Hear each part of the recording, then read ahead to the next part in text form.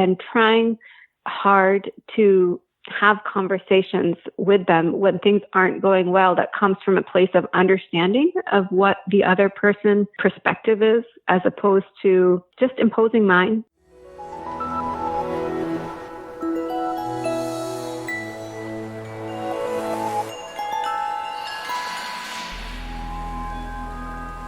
Welcome back to the Faculty Factory podcast, friends. This is Kim Skorupski, and this is a special episode of the H3, Habits and Hacks from Hopkins. And on today's episode, we have Dr. Divya Srikumaran. Hi, Divya. How are you?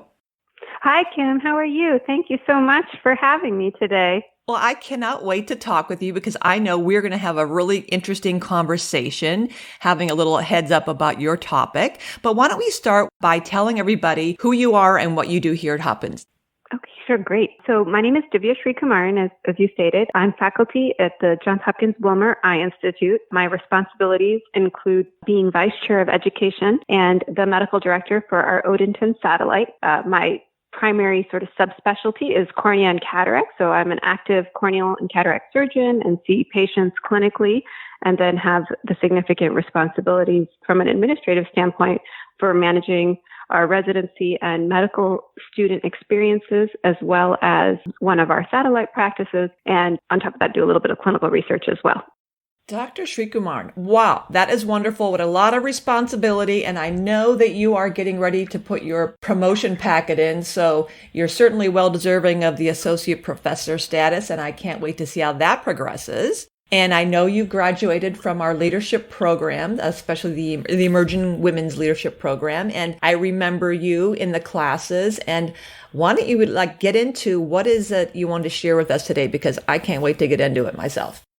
Thanks, Kim. First of all, thank you so much for your kind words and for your support. This is what I remember from our Emerging Women's Leadership Program, is how much all of the women supported each other. And I'm so grateful to have had that opportunity, and hope that I can sort of share some feedback for other women that are trying to progress in their careers, and maybe over the last year have had a little bit more trouble since the pandemic started. There's a lot of literature and a lot of studies that suggest that women still bear the lion's share of the home care responsibilities, whether it's for their children, for aging parents, just household responsibilities. And so what I wanted to share today was a little bit of how I've managed over the last several years, and particularly over the last 6 to 9 months with the pandemic. But we have a multi-generational household. So my parents and my in-laws both live with us. Initially, actually, it was my parents. They started living with me when I was a fellow. I was expecting with my first child, and my husband was still a resident. He was chief resident orthopedics at Hopkins. So both of our hours were quite crazy. And the reality is that there's no daycare that was going to be open for the hours that we needed. And our incomes didn't really allow us to pay for the nanny, a good nanny, for the number of hours that we really needed coverage. And so my husband invited my mom and my dad to come stay with us. And so for a while they would come and stay with us, but they maintained a separate home in Pennsylvania. But then after that, after sort of a year or two into it, and with our second child coming, we made it a permanent arrangement where they started living with us full time, and sort of sold their own home. And this became our home. And a few years after that, my in-laws, when they retired, they joined us as well. And so we have, we've benefited from loving grandparents being very actively involved in the growth and development of our children. And it's great for my two daughters who are 8 and 11 to have such a close relationship with their grandparents. And for our grandparents, really, it's kept them young. It's kept them active and engaged. And they, I think they love the grandkids more than they love either me or my husband, which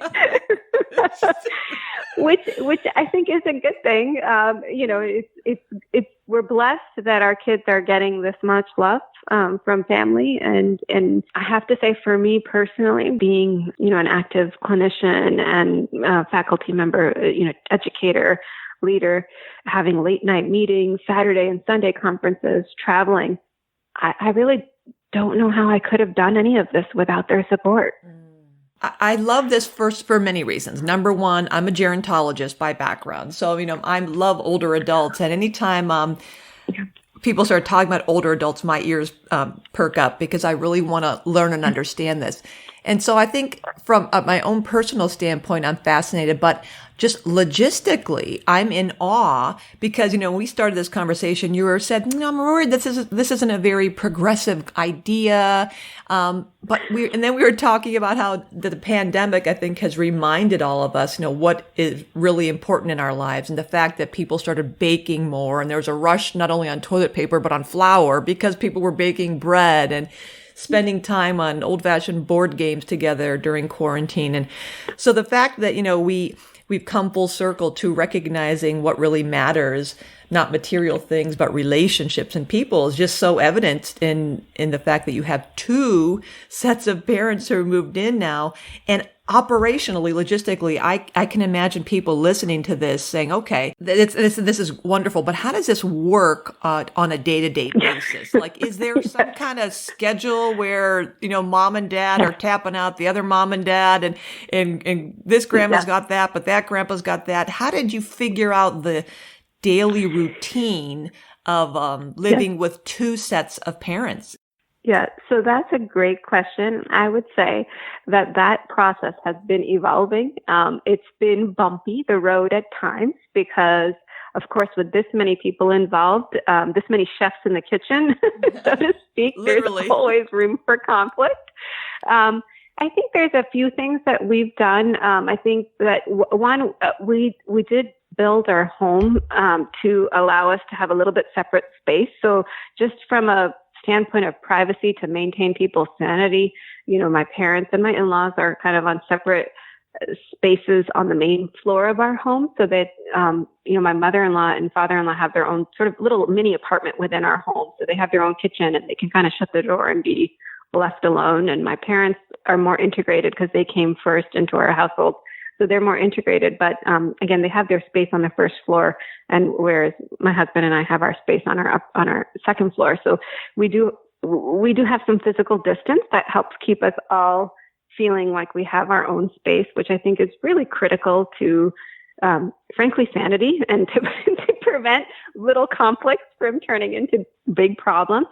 And then I think one thing that because we have both, there's times when both aren't here. I think that's allowed both of our grandparents, both my parents and my in-laws, to have some flexibility to travel. Before the pandemic, for several months at a time, my in-laws would maybe visit their other son, or they've been to Australia and England and Canada because they have extended family members. And similarly, my parents have had the opportunity to travel and visit my sister or family back in India, or my mom has a sister in Europe. So the fact that both grandparents are involved, they sort of take turns being away, which leaves us always covered for the most part, and gives them, the tap in and tap out situation that you mentioned. Right. When both are around, it can lead to some confusion about who is doing what. But for the most part, they do try to chat with each other, and we try to facilitate making it clear who's doing what. By nature, my mom and dad are early birds, and my in-laws are, night owls. They tend to stay up later. So it works out where usually the morning stuff my parents would do, and some of the after school pickups, et cetera, my in-laws would help with. And so they could sort of tag team that way and find a balance. It requires a lot of coordination, though, for sure. Yeah, I'm thinking that with this activity at home and the various schedules and all the people, the players in the game here at the house, you must have a natural ability or a gift of leadership at work with team building. I'm thinking that how could you not, living in a home environment like this, how could you not translate that sense of mediating conflicts or preempting problems because of the virtue of the fact that you have all these adults at home who, you respect and you admire and have lived a long time, and they're kind of set in their ways. So can you help us think about how that has translated into your ability at work to be a leader? Or have you brought some things from work home or vice versa that helps you be a leader? Yes, absolutely. I mean, I think that actually some of the classes that we took in the Emerging Women's Leadership Program were helpful.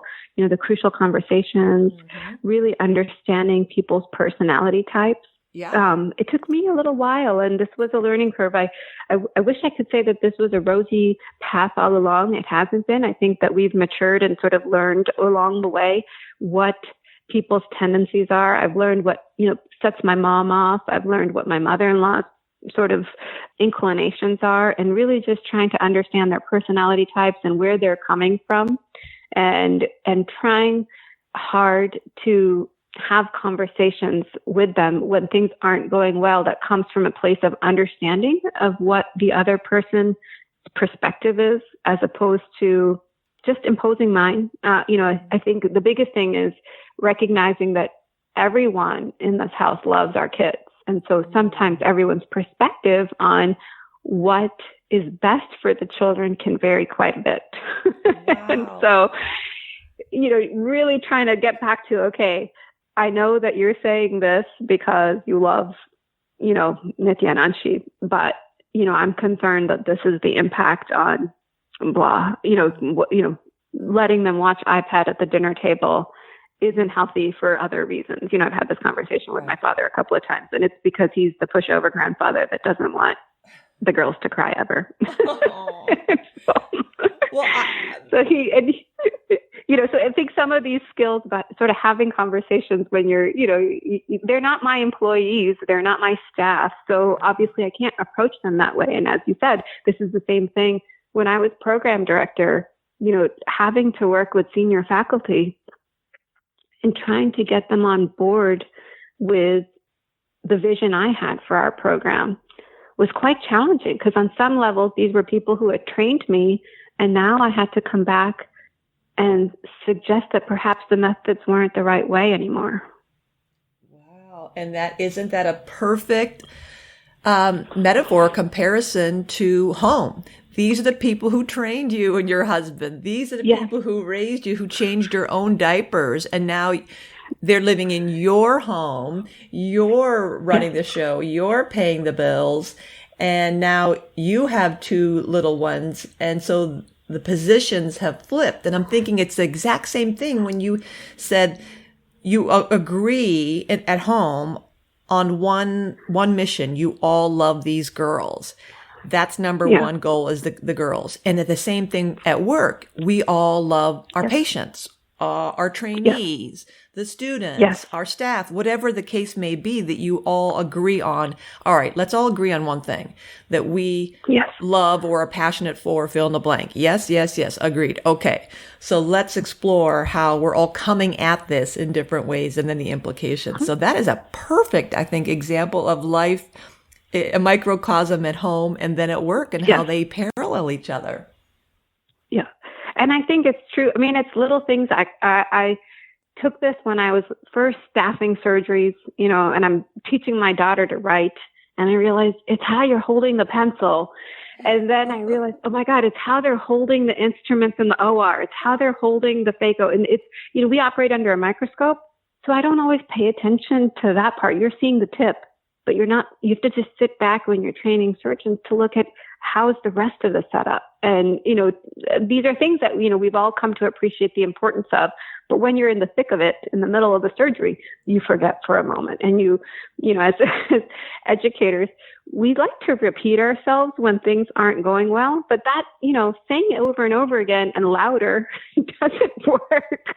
You have to stop and really think about, why isn't this working the way I want it to?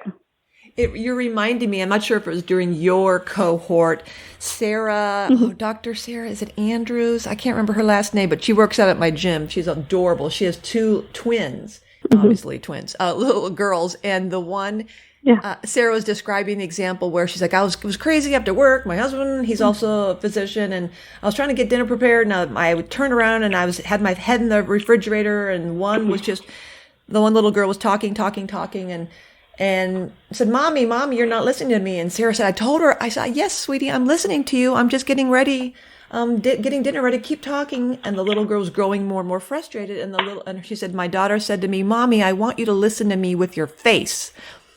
And she said it made me realize that she wanted to see my eyes, that I was paying attention to her and listening to her with my eyes and my face. And she said it made me think it worked the same way when we all multitask and we're checking our phone and checking our emails, and a trainee or a staff person or a patient or anyone doesn't really necessarily feel like they're being heard unless they see you listening with your face. And so I love those examples that with little light bulbs go off and we go, hey, wait a minute. Right. I just learned something from my child. Right. Who knew? Yes. So, Divya, tell us about, I can't help but thinking as I sit here alone in my basement, like a mushroom, all moldy down here in my damp basement working during quarantine. Tell me about people who are saying, well, this is wonderful, Dr. Srikumaran. Isn't this nice that she has two sets of parents living with her and helping her, and that she's got this close family? I don't have that. I don't have parents, or I don't have a partner, or my parents are halfway around the world, or I don't get along well with my parents. Can you, help us think about, I don't know, bridging those connections or building family where you are, or what recommendations would you have for people who aren't as blessed as you may be right now? Yes. So I think, I hear that question very loud and clear. And I guess the first thing is I have to acknowledge my privilege with what you just said. I am lucky, and not everyone, one, would have the privilege of being able to have parents that are interested in being involved in this way, or two, being able to accommodate them, physically and financially the way that my husband and I have. We worked towards it. We've made it our priority, but still we're privileged to be able to do it. And so I think I just have to acknowledge that first. I think in terms of building connections, this is where I hear it from my patients all the time, that they'll tell me about some little kids in the neighborhood with whom they're very close, and maybe they don't have their own kids, but there's someone from the community that they've, quote, adopted. Right. So I think that there's a lot of people in our communities who are lonely and probably want that connection. And it's harder, whether it's through church or some other social group. There are ways, I think, to identify people who are looking for this interaction. I feel terrible saying this, but I have a lot of sort of grandmas that have been widowed, in the 10 years that I've been practicing, and they're very lonely. And I just can imagine that this is true for other seniors. And so I think that there's people who are looking for a local family. And again, I know it's not easy, but I would think that social organizations like church would be a great place to start to find these bonds. And then I think the other aspect is to look at extended family. So not just your parents, but maybe your aunts and uncles. There were times when my parents were away that, or early on in sort of my kids being young, and my dad's brother and his wife came, and stayed with us for a little bit, and they've helped me. And they, growing up, they were like my second parents because they lived in our community. Now we've all moved away. I grew up in New Jersey, and my dad and two of his brothers lived in the same town. So we grew up as a close family.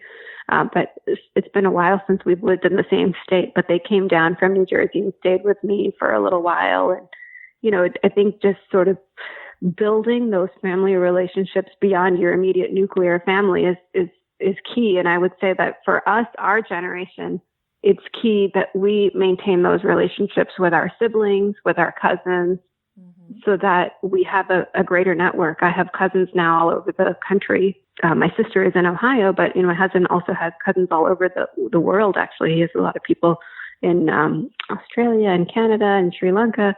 And so I think that our social media, as much as I'm not a fan of spending all of our time on social media, but still we're more connected in ways than we ever were. And I think keeping up those connections is key. You just never know where paths would cross again. Right. Wow. That is just, it's almost profound to me. The observations you've made and this lesson that you've just put out here today is so important that I think that's so valuable for anyone out there listening who does not have this blessing of people right close to you. We can build family, not necessarily the family in which we were born, but the family we build. And so we can build family by just reaching out. Or I love that in my neighborhood too. I live down here in Canton near the harbor in Baltimore, and a wonderful neighborhood of little kiddos that are young, from the ages of 4 to 10, and they are just adorable. And I'm Miss Kim. I am like the adopted, maybe almost grandma, but at least an aunt to a lot of these kids. And I make it known to them, no, please do invite me to their soccer games. Please do invite me. We're all socially distant, but I want to be a part of that. So it's part being proactive. But also, I like how you invoke the idea of community and church and organizations looking for opportunities to think that there may be people out there who maybe aren't as extroverted as me, but who might appreciate a little gesture of something. Hey, running into the store, do you need anything? Little efforts that help build connection. That's just so important, especially now. And you are a wonderful living example of that. I think this is just amazing. I am so grateful for this message today. Really. I think that we have to, as you said, with the pandemic, we have to think back to the basics. And I would say that this year has been challenging for everyone on so many levels. And if we can just remember, a little bit of kindness towards each other, and sort of, again, going back to some of our basics, that's how we're going to get through this. Right. Yes. Well, Dr. Srikumaran, this has been unbelievable. I'm so happy that we had this session today. It was not something that you were nervous about it not being progressive enough, but I think this is just so meaty and so full of just wisdom. And thank you for the honesty and sharing this your personal life and how this has impacted your career here at Hopkins. And folks, I hope you also, and I'm sure you have derived much value from today's conversation with Dr. Divya Srikumaran here at Hopkins, one of the H3, the Triple H habits and hacks from Hopkins. I hope you'll join us next time at the Faculty Factory podcast. Thank you, Divya. We'll see you. Appreciate you. Thank you so much, Kim. Thanks so much for having me and for allowing me to share. And I really enjoyed the conversation with you. Thanks for tuning in to Faculty Factory Podcast. The mission of the Faculty Factory is to build and support a community of leaders in faculty development who share tools, resources, wisdom, and encouragement in service to our faculty members, schools, and institutions. We encourage you to go to facultyfactory.org to find out more. Get in touch with me, ask me any questions. Maybe you want to be interviewed on the podcast. Thanks for tuning in to Faculty Factory Podcast. We'll see you next time. The Faculty Factory podcast and website is sponsored by the Johns Hopkins University School of Medicine Office of Faculty. For more information, visit facultyfactory.org.